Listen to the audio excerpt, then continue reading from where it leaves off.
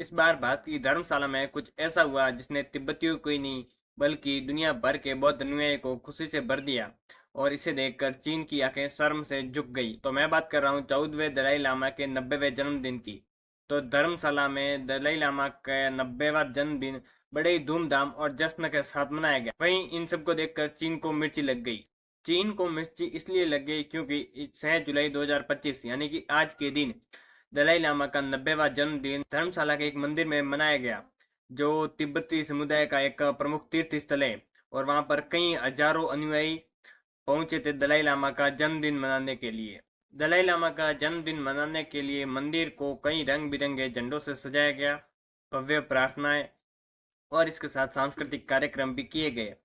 सभी लोग बहुत ही प्रसन्न थे और बड़ी ही धूमधाम के साथ दलाई लामा का 90वां जन्मदिन मनाया गया। यहाँ पर आस्था और उत्सव का एक अद्वितीय संगम देखने को मिला। इस अवसर पर भारत सरकार की तरफ से केंद्रीय मंत्री किरण रिजिजू और अरुणाचल प्रदेश के मुख्यमंत्री पेमा खांडू भी पहुंचे। उन्होंने खुलकर तिब्बती संस्कृति और दलाई लामा के योगदान की सराहना भी की। दलाई लामा ने जन्मदिन से कुछ दिन पहले यानी कि 2 जुलाई को एक महत्वपूर्ण बयान दिया था।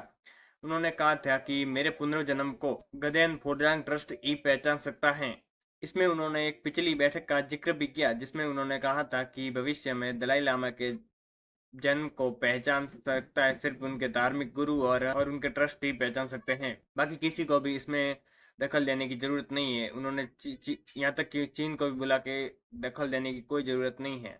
अब चीन इसलिए भड़का क्योंकि चीन चाहता है कि अगला दलाई लामा उसका ही कोई व्यक्ति हो जो चीनी कम्युनिस्ट पार्टी के अंडर में काम करे, वहीं तिब्बत का कोई व्यक्ति दलाई लामा बने। जबकि दलाई लामा ने इस बात को नकार दिया। चीन नहीं सिर्फ उन्होंने चीन की इस मंशा को नकारा बल्कि बल्कि भारत में बैठकर यह बयान देकर चीन को ये दिखा दिया कि अगला दलाई लामा वो ही चुनेंगे। अब ये दलाई लामा का जन्मदिन भारत के लिए सिर्फ एक उत्सव नहीं रहा बल्कि ये एक धार्मिक और राजनीतिक मुद्दा बन चुका है। और 4 जुलाई को किरण रिजिजू ने भी इसके बारे में बात की। दलाई लामा इशू को लेकर के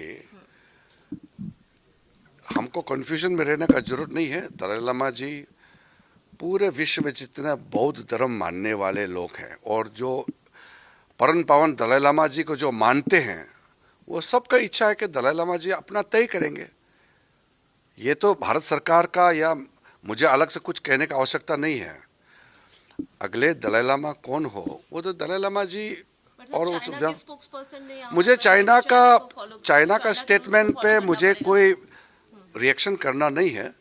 मैं एक अनुयायी का तरफ से बोल रहा हूँ, मैं एक डिवोटी हूँ। ये बयान कोई व्यक्तिगत बयान नहीं था और इस बयान से एक बात साफ हो जाती है कि भारत अब तिब्बत मुद्दे पर मौन नहीं है, बल्कि भारत तिब्बत के लोगों के अधिकार की बात करता है और उसका समर्थन भी करता है। भारत और तिब्बत का रिश्ता कोई नया नहीं है, ये बहुत ही पुराना है। जब 1959 में दलाई लामा भारत आए थे उसके अनुयायियों के साथ, तो भारत ने दलाई लामा को शरण दी, पहचान दी और अब सम्मान भी दिया।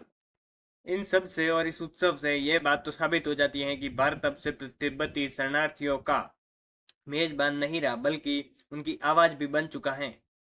इस उत्सव को धूमधाम से मनाया गया और इन सब से तिब्बती समुदाय को तो मजबूती मिली, साथ ही साथ दुनिया भर में यह संदेश गया कि आध्यात्मिक परंपराओं में राजनीतिक दल का कोई स्थान नहीं है। बाकी क्या सोचते हो आप इसके बारे में? अपनी राय कमेंट्स में जरूर बताना। मैं मिलता हूँ नई वीडियो में, तब तक के लिए जय हिंद, जय भारत।